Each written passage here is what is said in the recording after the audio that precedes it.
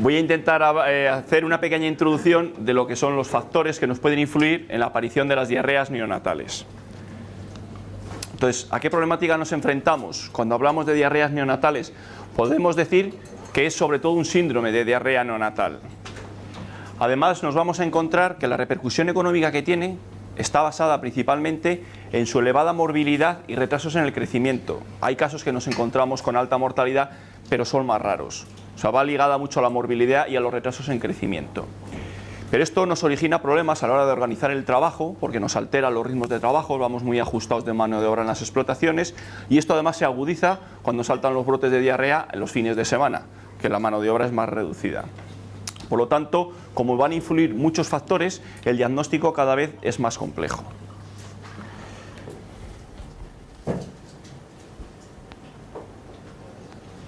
¿Qué agentes etiológicos nos encontramos como causantes de diarrea neonatal? Yo lo he dividido en 4 bloques. El primer bloque, el coli, colis enteropatógenos y colis ambientales o no patógenos. Tenemos por otro lado el bloque de los virus, el rotavirus, virus de la gastroenteritis transmisible y la diarrea epidémica, del cual no sabemos nada. Y por otro lado los Clostridium, Clostridium perfringens, Clostridium difficile y por último los cocidios. Son los 4 bloques que consideramos más importantes en diarreas neonatales. ¿Cuándo aparece cada uno de ellos? Pues la fase más frecuente de la que aparecen en primera semana de vida, los Clostridium y el coli, rotavirus más hacia segunda semana de vida, diarrea epidémica y gastroenteritis transmisible pueden aparecer durante toda la lactación, y los cocidios debemos prevenirlo primera semana porque su tendencia es a aparecer hacia la segunda semana de vida. Un brote de diarrea epidémica, las clostridiosis, empezamos por el bloque de los Clostridium, nos van a causar, aparecen sobre todo en la lactación, elevada morbilidad, pérdidas de crecimiento, tanto pre como post-destete, y susceptibilidad, nos van a hacer más susceptibles frente a otras enfermedades en la lactación. Por un lado tenemos el Clostridium perfringens tipo C, es el que más se aísla a nivel de porcino, nos va a dar una enteritis necrótica, una diarrea roja, morbilidad alta, elevada mortalidad y heces con sangre y moco. Nos encontramos también el Clostridium perfringens tipo A, que aunque nos da una diarrea más insidiosa, pero sí que molesta en las explotaciones que se encuentra presente. ¿Dónde nos causan o qué es lo que origina el problema de los Clostridium? Son las toxinas que liberan, ya que van a originar un daño histopatológico en el intestino que va a hacer que se altere la función fisiológica y tenemos pérdidas de electrolitos y de fluidos, originando lo que vemos al final, que es la diarrea. ¿Cómo se diferencian los Clostridium? Pues por los tipos de toxinas que produce cada uno. El tipo A produce la toxina alfa, últimamente se ha descubierto la toxina beta 2, el B, la alfa, la beta y la epsilon, y el C, la alfa, la beta y la beta 2 también se ha descubierto, que está presente en los Clostridium tipo C. El D y el E son muy raros a nivel de porcino. Entonces, ¿qué es la toxina beta 2? La toxina beta 2 se descubre últimamente y se ha aislado de lechones que murieron por enterocolitis y también por enteritis necrótica, originada por el Clostridium perfringens tipo C. También se ha aislado en patógenos digestivos originados por el tipo A, y un estudio realizado en Holanda y Suiza, donde buscan la detección del gen de la toxina beta 2 del Clostridium perfringens, se ve que tiene una elevada prevalencia de la toxina en lechones con problemas digestivos. Y estos todos lechones fueron negativos a la toxina epsilon, con lo cual tiene mucha trascendencia el aislar la toxina beta 2.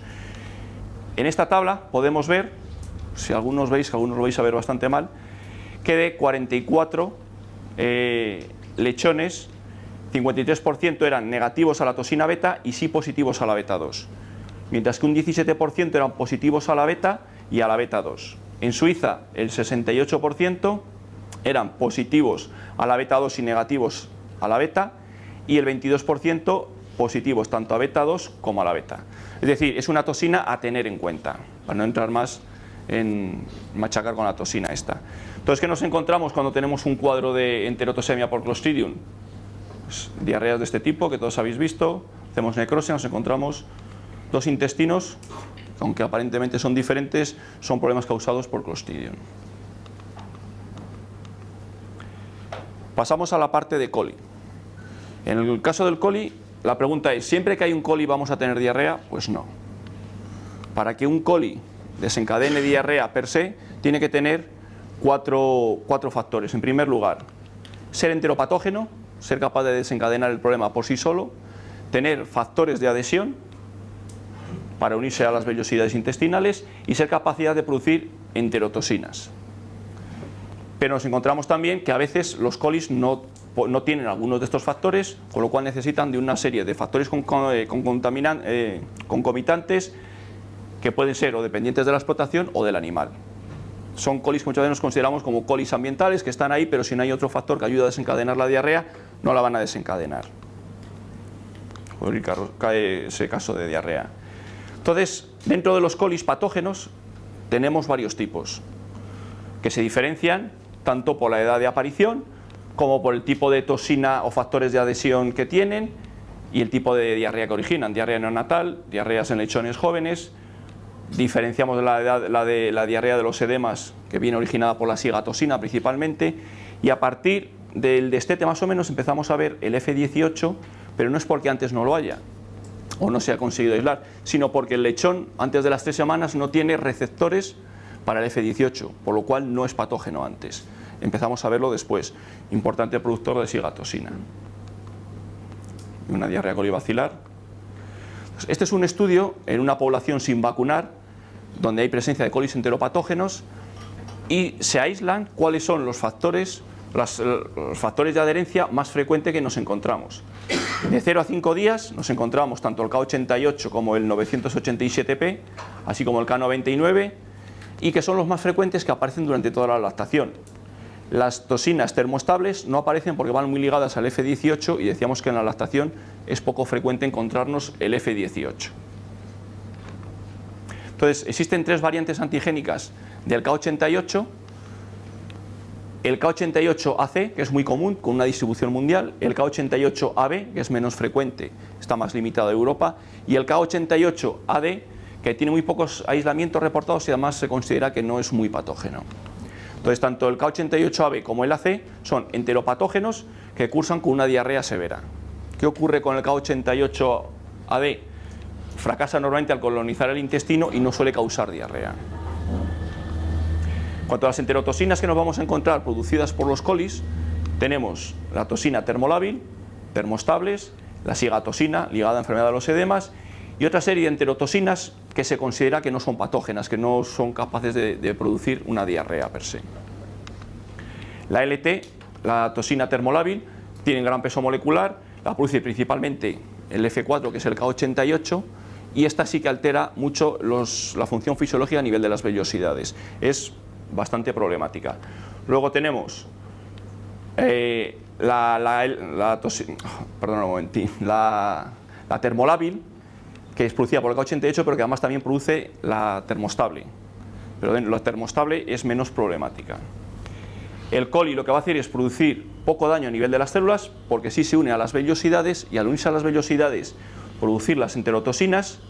Estas enterotoxinas van a hacer que cambie la actividad fisiológica. Al cambiar la actividad fisiológica a nivel de las vellosidades, nos vamos a encontrar con una secreción de fluidos, que es lo que va a originar la diarrea. Y cuando tenemos una pérdida de masa corporal superior al 10%, al final nos vamos a encontrar con la muerte del lechón.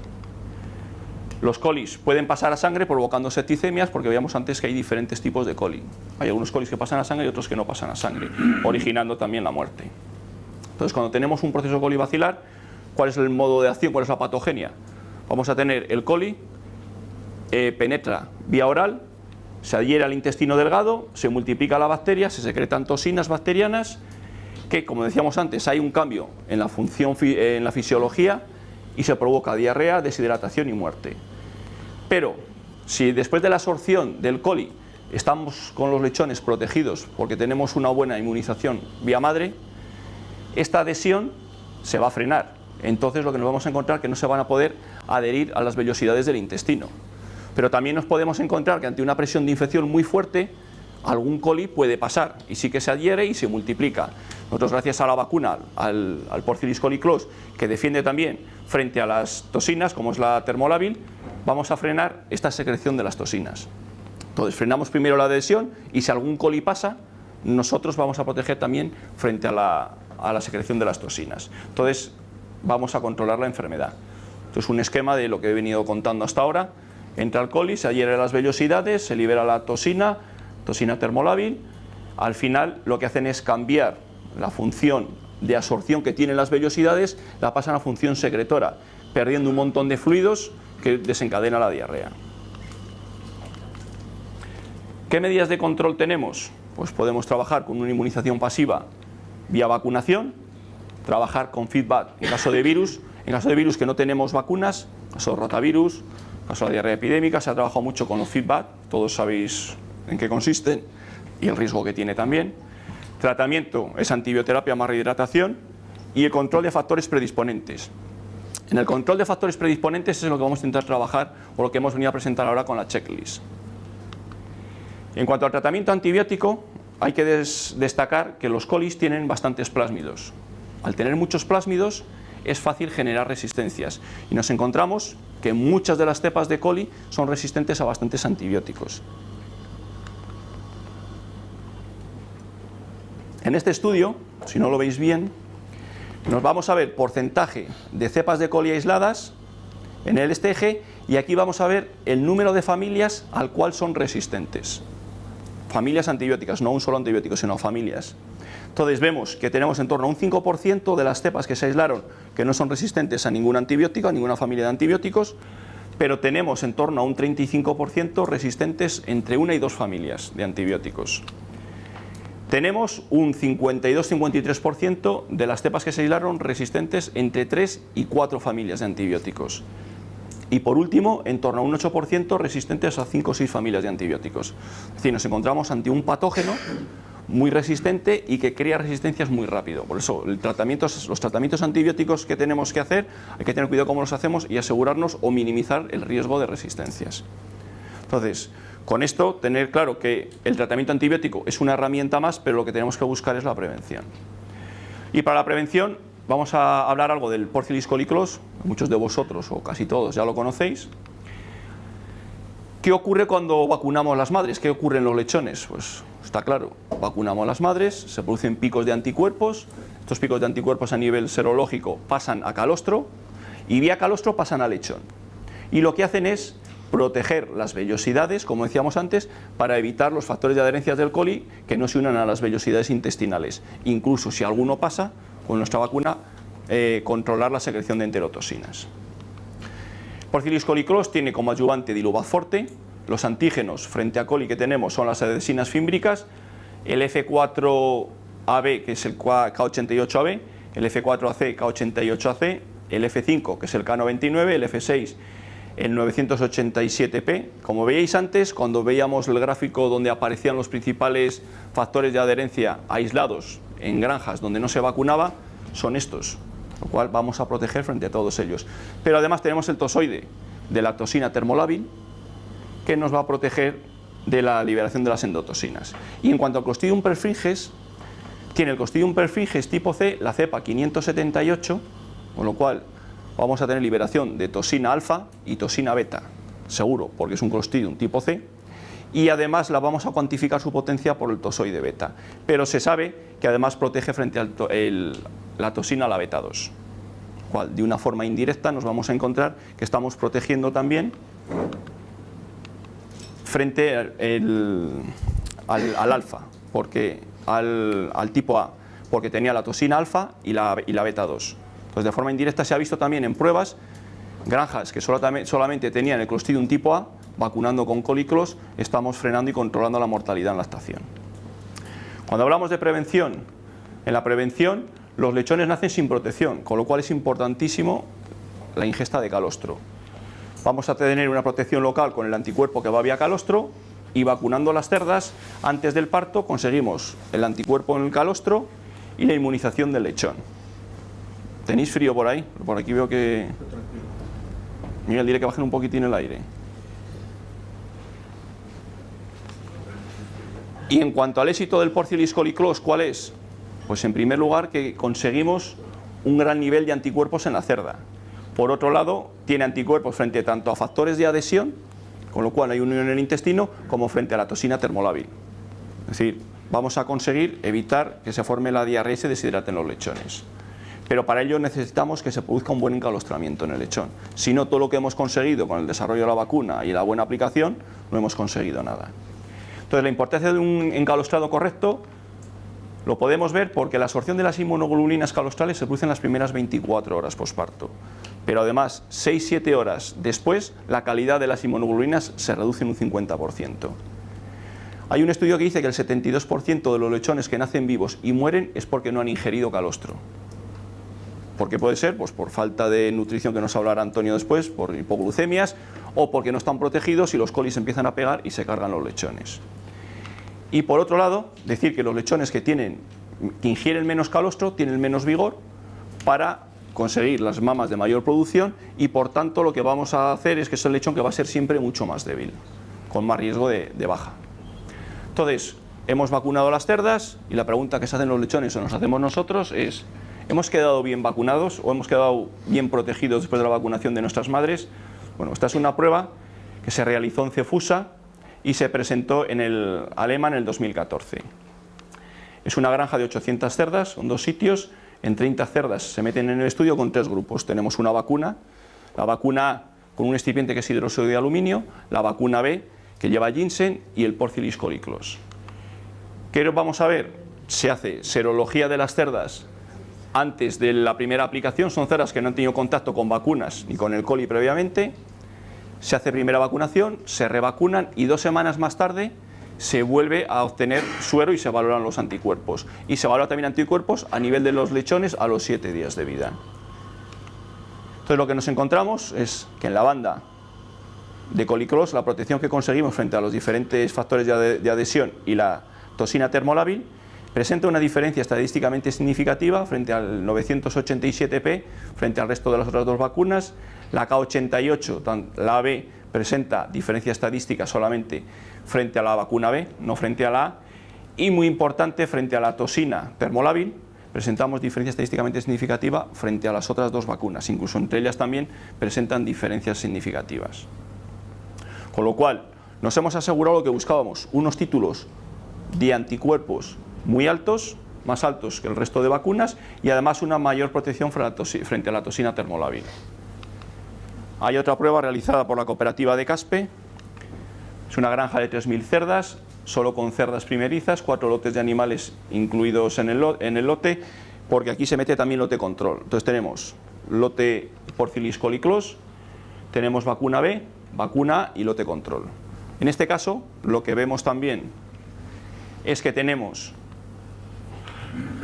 una mayor producción de anticuerpos en general. Si saco esto no se ve. Mayor protección frente a la toxina termolábil que las otras 2 vacunas y por supuesto que frente al control.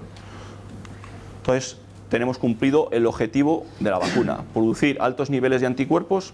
¿Por qué es fundamental producir altos niveles de anticuerpos? Porque al final, cuantos más anticuerpos se produzcan, más van a tocar los lechones. Podemos hacer un buen encalostramiento, pero si el nivel de anticuerpos que hay en la cerda es bajo, por mucho que tengan, no van a conseguir un nivel suficiente para protegerse. Entonces, ¿qué factores predisponentes nos vamos a encontrar? Un suministro inadecuado de calostro, que puede ser por problemas con las adopciones, porque tengamos cerdas con mamitis o con hipogalasia, que van a producir poca cantidad de calostro. Puede ser falta de vitalidad del lechón. De ahí la importancia que nosotros ayudemos a los lechones a que ingieran calostro, porque si no ellos van a tener poca fuerza para ingerir el calostro. Que haya baja temperatura y humedad en las salas de partos, corrientes de aire, mala higiene en la sala de partos y bajo nivel de inmunidad. Cuando hablamos de bajo nivel de inmunidad, puede ser porque la inmunidad venga de la madre o porque el lechón lo tengamos con inmunosupresión, estado de inmunosupresión por presencia de virus inmunosupresores, por ejemplo, por otro tipo de estrés. Entonces, como decíamos antes, una ingesta insuficiente de calostro por parte del lechón, porque el lechón ha salido más débil, ha nacido más tarde, no le hemos ayudado, o porque ingieren o se encalostran de forma correcta, pero tenemos bajo nivel de inmunoglobulinas a nivel del calostro, que puede ser por una pauta vacunal incorrecta. Si hemos vacunado muy pronto y el pico de anticuerpos lo tenemos mucho antes, no va a pasar la cantidad suficiente a calostro. Si vacunamos tarde ocurre lo mismo, cuando tenemos el pico de anticuerpos a nivel serológico no va a dar tiempo a que pasen a calostro. Y puede ser también que las vacunas que hemos visto antes, por ejemplo, tengan una mayor producción de anticuerpos en general. son vacunas que posiblemente hace años la cantidad de anticuerpos que producían en una cerda fueran suficientes, pero se han incrementado mucho el número de lechones nacidos vivos en las camadas, con lo cual si tienen que diluir o dividir el mismo número de anticuerpos entre más lechones, tocan a menos. De hecho, la importancia de tener vacunas que desencadenen una gran producción de anticuerpos a nivel maternal. Y el punto clave es realizar un buen diagnóstico del problema. Coger las heces, como todos sabéis, directamente del recto, no coger del suelo, como ha llegado algunas veces heces cogidas del suelo, para hacer un estudio a nivel de laboratorio, y realizar un estudio entérico lo más completo posible. Es decir, hacer un estudio microbiológico con su antibiograma, tipificar por PCR el coli y las toxinas del Clostridium, mirar rotavirus, diarrea epidémica porcina. Rotavirus se mira siempre por ELISA, estudiar las lesiones a nivel anatomopatológico y el estudio parasitario también. A veces pensamos que puede ser una bacteria y es un tema de parásitos. Entonces, esto es como nosotros trabajamos a nivel de la UAB. Por un lado se valora los factores de adhesión de los colis, por otro lado las enterotoxinas que producen y finalmente las toxinas producidas por los Clostridium. Tenemos que descartar siempre principalmente el rotavirus, que nos lo encontramos presente en varias explotaciones. Entonces, si tenemos el rotavirus, pues no vamos a conseguir un buen efecto de las vacunas de coli y de Clostridium. Hacemos un antibiograma, vemos que hay sensibilidad a pocos antibióticos, como decíamos antes. Los colis son muy resistentes a los antibióticos. Incluso decía Jorge Blanco de la Universidad de Lugo que él ya se encontraba y que vería en el futuro gente que iba a morir mucho por coli por no poder responder a ningún antibiótico. Yo me encuentro análisis a nivel hospitalario de colis que no conseguimos eliminar con ningún tipo de antibiótico, y esto va a ir cogiendo más fuerza. Entonces, ¿qué es lo que vemos? Que tenemos colis, que tenemos que saber si son enteropatógenos. Entonces, en estos análisis muchas veces nos encontramos, hemos mandado a veces y no encontramos ninguna toxina que esté provocando el coli, que digamos, esta toxina es la que me está matando los lechones. En este caso, en este análisis, estas toxinas, las EAST1, se consideran que no son muy patógenas, con lo cual no puede ser un problema solo originado por el coli, pero sí tenemos rotavirus, entonces nos va a ayudar. Y tenemos la toxina, la beta-2 y la toxina alfa, con lo cual posiblemente tengamos también un Clostridium tipo A. Y dicho esto, hay un estudio presentado en el SPHM del 2013 donde se ve los factores de virulencia de colis aislados. Y aquí es muy interesante fijaros que de todos estos factores de virulencia de los que hemos estado hablando, los porcentajes de todos los aislados no son excesivamente grandes. Toxina termolábil un 1,3%, la termostable 21-16%, pero sí nos vamos a encontrar en muchos de ellos la toxina esta que decíamos que no es muy patógena. Es decir, aislamos muchos colis que no son patógenos. Entonces tenemos que buscar otra serie de factores, pero son colis que no son patógenos per se, pero ayudado de otros factores pueden llegar a ser patógenos, como vamos a ir viendo. Entonces, para eso hemos desarrollado la nueva herramienta, la checklist, que esto nos va a permitir pues repasar todos esos puntos que normalmente nos dejamos alguno en el tintero y que nos van a ayudar a buscar esos factores que hacen que esos colis, que no son muy patógenos, empiecen a producir diarrea. En esta checklist, creo que vamos a revisar, la vamos a dividir en 5 grandes grupos. Vamos a ver el ambiente, vamos a ver el manejo, la nutrición, de la cual nos va a hablar Antonio, la sanidad y la anamnesis. Y para que tengáis una idea en qué puede consistir, aunque luego nos va a hablar de los accesos y demás,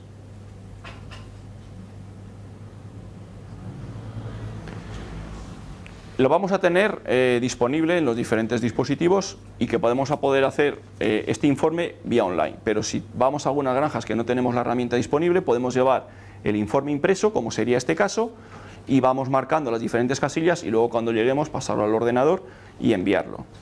Entonces, aquí vamos a ver lo que es el módulo de ambiente, el manejo, se preguntan diferentes cosas, el bloque de la nutrición, la sanidad y la anamnesis. Nosotros hacemos el formulario y lo enviamos.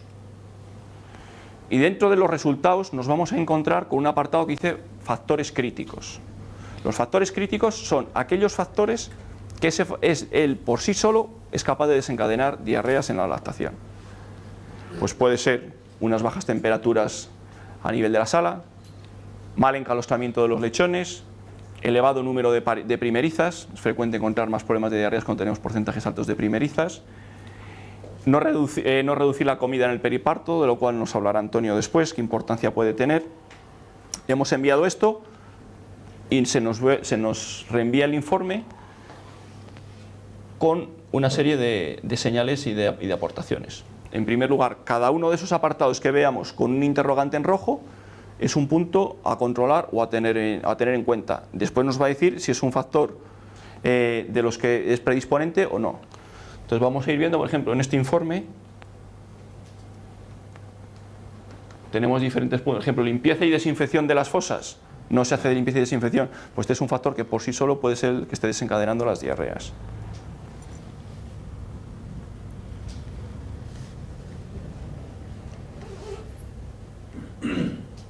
Censo estable de reproductoras por ciclos. Un mayor un 20% de porcentaje de primerizas, pues también nos puede influir en que tengamos presencia de diarreas. Cuanto a la nutrición, no voy a parar mucho.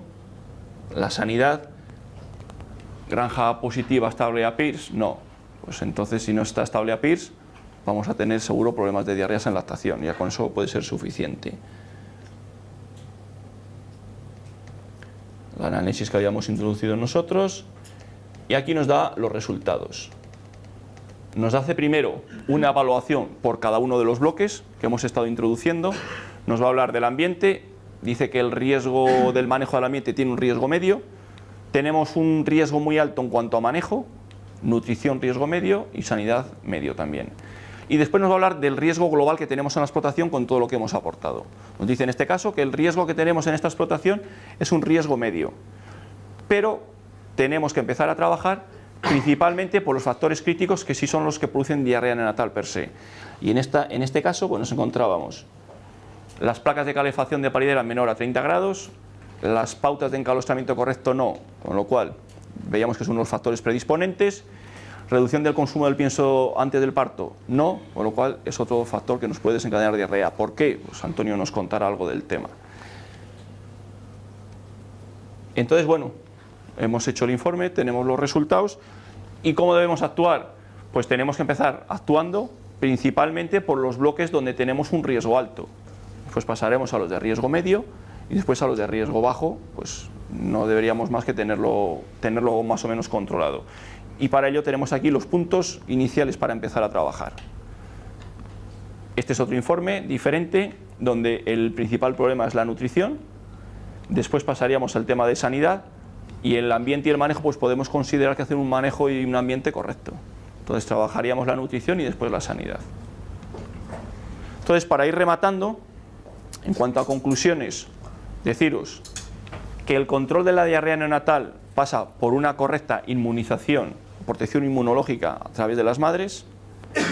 La clave es inducir un nivel elevado y homogéneo de anticuerpos para conseguir una cantidad mínima y protectiva en los lechones. Por decir lo mismo, hay que tener en cuenta que el número de lechones de las camadas se ha incrementado, con lo cual tenemos que intentar que las terras produzcan un nivel de anticuerpos superior a lo que estábamos acostumbrados, para que a todos lleguen unos niveles que sean capaces de proteger a los lechones y que pase el menor número de colis a adherirse a las vellosidades. Que hay otros factores desencadenantes de la diarrea neonatal que no son patógenos, pero que tenemos que tener en cuenta. Y para ello nos va a ser muy útil la checklist, porque seguro que todos llegáis a la explotación, empecéis a revisar pues las ventanas, las corrientes, pero de esta forma no se nos va a escapar nada. Tenemos aquí todo recogido. Y por otro lado, el uso de la checklist nos permite que no fallemos en ninguno de los puntos. Además nos lo van a decir, mira, pues en este punto has fallado, revísalo. Y todo eso os lo va a reenviar otra vez la checklist. Y bueno, por mi parte, salvo que tengáis alguna pregunta, pues muchas gracias y le voy a dar paso a Antonio, porque yo creo que tiene para contarnos bastantes cosas y poder mejorar el manejo en las explotaciones en cuanto a nutrición se refiere. Si hay alguna pregunta.